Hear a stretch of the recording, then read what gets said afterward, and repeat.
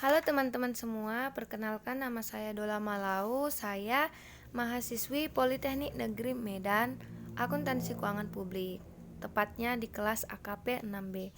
Di sini saya akan menjelaskan dan mempresentasikan sampling audit untuk pengujian pengendalian dan pengujian substantif atas transaksi.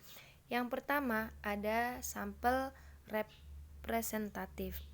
Sampel representatif adalah sampel yang karakteristiknya hampir sama yang dimiliki oleh populasi. Ini berarti bahwa item-item yang dijadikan sampel berupa atau serupa dengan item-item yang dijadikan sampel atau sampel yang mewakili populasi. Dalam sampel representatif ada dua risiko. Yang pertama risiko sampling dan risiko non-sampling.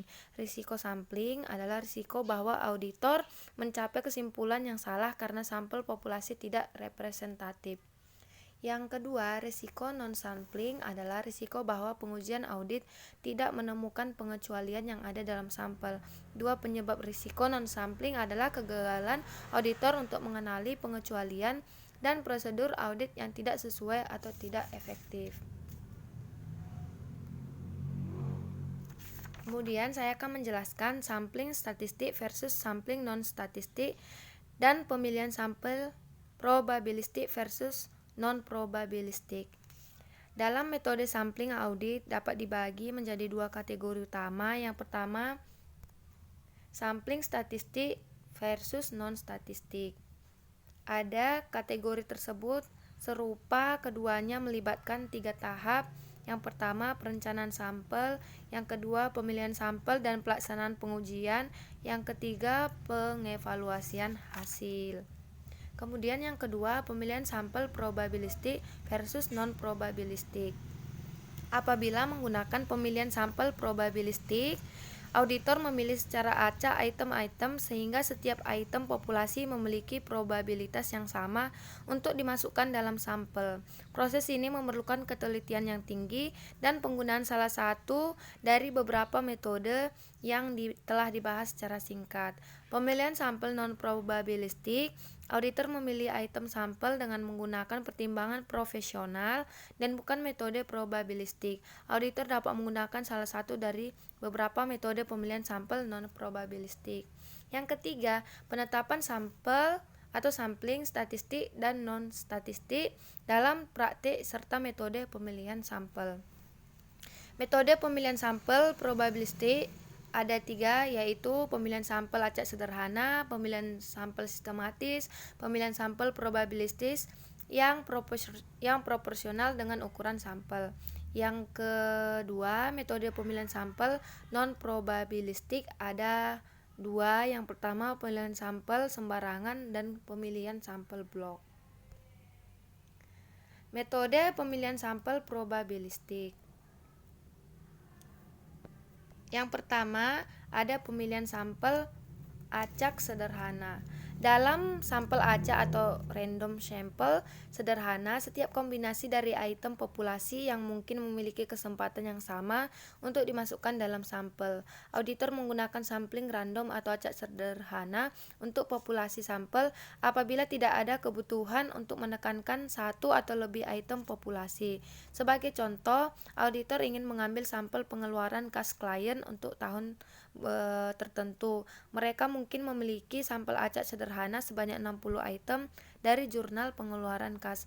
Menerapkan prosedur audit yang sesuai terhadap 60 item yang dipilih dan menarik kesimpulan mengenai semua transaksi pengeluaran kas tersebut. Pemilihan sampel sistematis.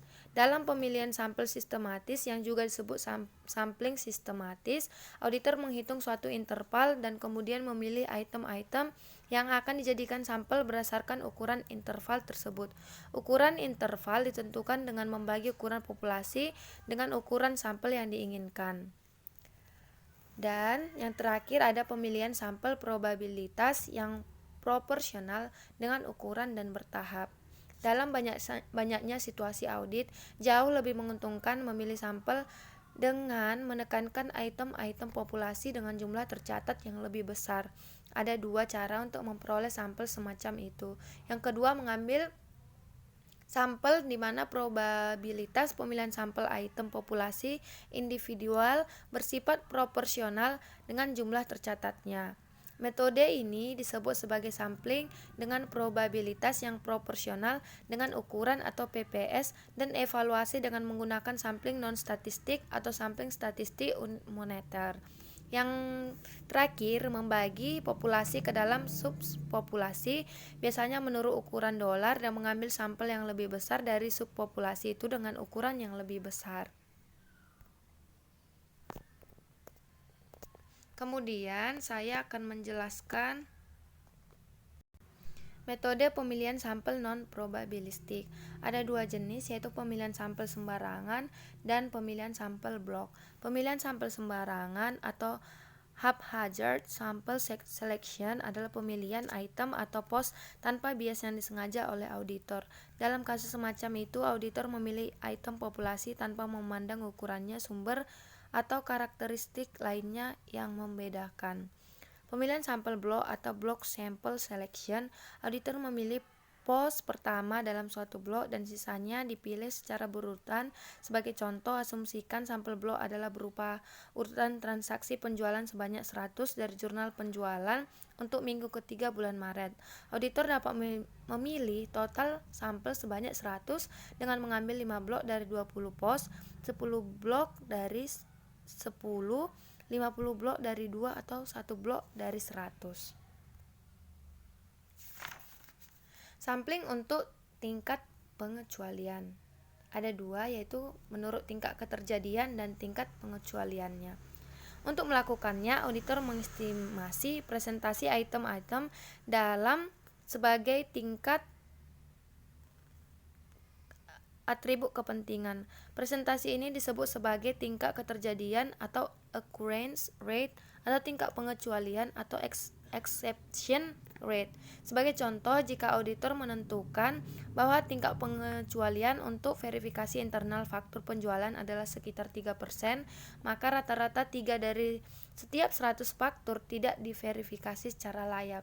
Auditor sangat memperhatikan jenis pengecualian berikut dalam populasi data akuntansi. Yang pertama, penyimpangan atau deviasi dari pengendalian yang ditetapkan klien. Yang kedua, salah saji moneter dalam populasi data transaksi. Yang ketiga, salah saji moneter dalam populasi rincian saldo akun.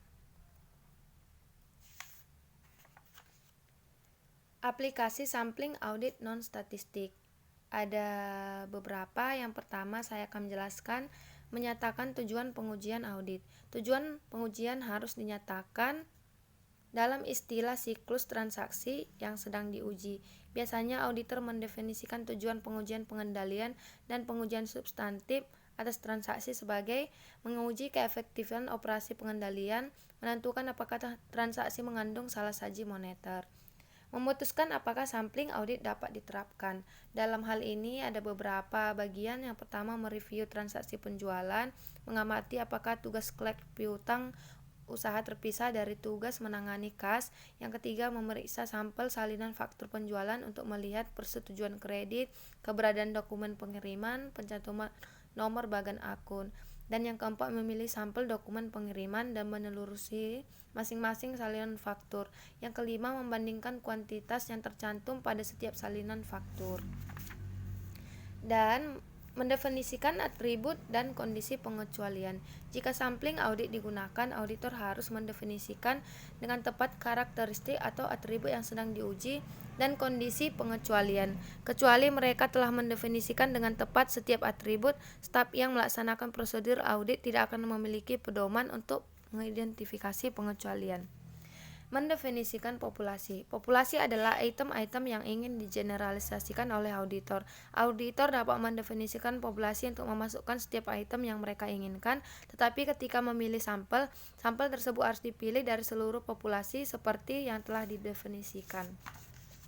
Mendefinisikan unit sampling. Auditor mendefinisikan unit sampling berdasarkan definisi populasi dan tujuan pengujian audit. Unit sampling adalah unit fisik yang berhubungan dengan angka acak yang dihasilkan auditor. Jadi sangatlah bermanfaat memikirkan unit sampling sebagai titik awal untuk melakukan pengujian unit. Menetapkan tingkat pengecualian yang dapat ditoleransi. Penetapan tingkat pengecualian yang dapat ditoleransi untuk setiap atribut memerlukan pertimbangan profesional auditor.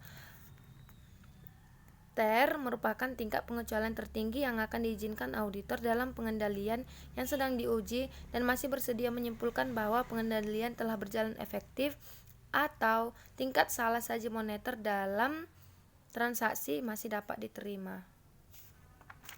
Menetapkan risiko yang dapat diterima atas ketergantungan yang terlalu tinggi.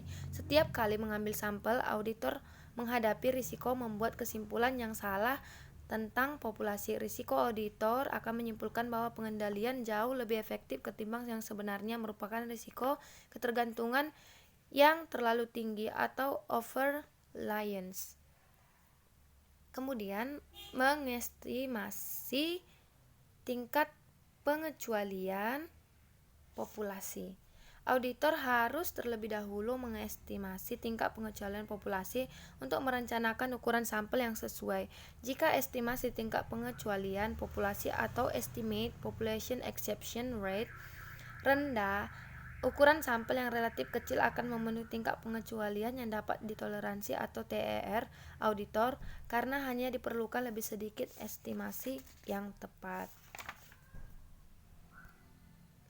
Memilih sampel. Setelah menentukan ukuran sampel awal bagi aplikasi sampling audit, auditor harus memilih item-item dalam populasi untuk memasukkan sampel. Auditor dapat memilih sampel dengan menggunakan metode probabilistik atau non-probabilistik yang telah dibahas sebelumnya dalam bab ini. Melaksanakan prosedur audit. Auditor melaksanakan prosedur audit dengan memeriksa setiap item dalam sampel untuk menentukan apakah sampel tersebut konsisten dengan definisi atribut dan dengan mempertahankan catatan mengenai semua pengecualian yang ditemukan. Mengeneralisasi dari sampel ke populasi. Tingkat pengecualian sampel dapat dengan mudah dihitung dari hasil sampel aktual. SER sama dengan jumlah aktual pengecualian dibagi dengan ukuran sampel aktual. Menganalisis pengecualian. Selain menentukan SER bagian setiap atribut dan mengevaluasi apakah tingkat pengecualian sebenarnya atau tetapi tidak diketahui mungkin melampaui tingkat pengecualian yang tidak dapat ditoleransi atau TER, auditor harus menganalisis pengecualian individual untuk menentukan kelemahan pengendalian internal yang memungkinkan hal tersebut terjadi. Memutuskan akseptabilitas populasi. Ketika mengeneralisasi dari sampel ke populasi, sebagian besar auditor yang menggunakan sampling non-statistik akan mengurangi SER dari TER dengan menggunakan evaluasi apakah perbedaannya atau kesalahan sampling yang dihitung cukup besar. Dokumentasi yang memadai. Auditor harus menyelenggarakan catatan yang memadai mengenai prosedur yang akan dilaksanakan, metode yang akan digunakan untuk memilih sampel dan melakukan pengujian, hasil yang ditemukan selama pengujian, dan kesimpulan yang dicapai. Pendokumentasian ini diperlukan baik dalam sampel statistik maupun non-statistik untuk mengevaluasi hasil gabungan dari semua pengujian dan untuk mempertahankan audit jika memang diperlukan. Sampling audit statistik. Metode sampling statistik yang paling sering digunakan untuk pengujian pengendalian dan pengujian substantif atas transaksi adalah sampling atribut atau atribut sampling. Jika istilah sampling atribut digunakan dalam buku, hal tersebut mengacu pada sampling atribut. Sampling non-statistik juga memiliki atribut yang merupakan karakteristik yang sedang diuji dalam populasi, tetapi sampling atribut merupakan metode statistik. Distribusi sampling. Auditor berdasarkan kesimpulan statistiknya pada distribusi sampling. Distribusi sampling adalah distribusi frekuensi hasil semua sampel berukuran khusus yang dapat diperoleh dari populasi yang memiliki beberapa karakteristik tertentu. Distribusi sampling memungkinkan auditor untuk membuat laporan probabilitas mengenai kemungkinan terwakilnya setiap sampel dalam distribusi. Sampling atribut didasarkan pada distribusi binomial. Di setiap sampel dalam populasi memiliki satu dari dua nilai yang mungkin. Setiap ya atau tidak, hitam atau putih, atau deviasi pengendalian atau tidak ada deviasi pengendalian. Aplikasi sampling atribut. Yang pertama ada merencanakan sampel, yaitu menyatakan tujuan pengujian audit, memutuskan apakah sampling audit dapat diterapkan, mendefinisikan atribut dan kondisi pengecualian. Dalam hal ini menggunakan tabel dan ada dampak ukuran populasi, yaitu memilih sampel dalam melaksanakan prosedur audit, mengevaluasi hasil. Kebutuhan akan pertimbangan profesional. Kritik yang biasanya dilontarkan terhadap sampling statistik adalah bahwa hal tersebut mengurangi penggunaan pertimbangan profesional oleh auditor. Perbandingan di antara 14 langkah yang dibahas dalam bab ini untuk sampling non-statistik dan atribut menggunakan atau menunjukkan bahwa kritik tersebut tidak terbukti. Agar aplikasinya tepat, sampling atribut mengharuskan auditor menggunakan pertimbangan profesional di sebagian besar langkah tersebut.